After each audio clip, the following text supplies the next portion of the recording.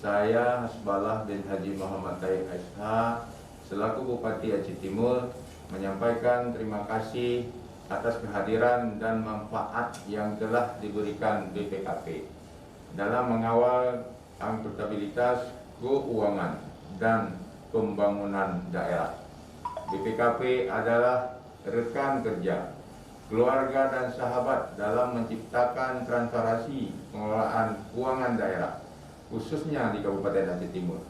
Harapan kami ke depan, semoga ikatan baik ini tetap terjalin semakin kuat dan selalu mendukung Aceh Timur menjadi mandiri dan berdaya saing.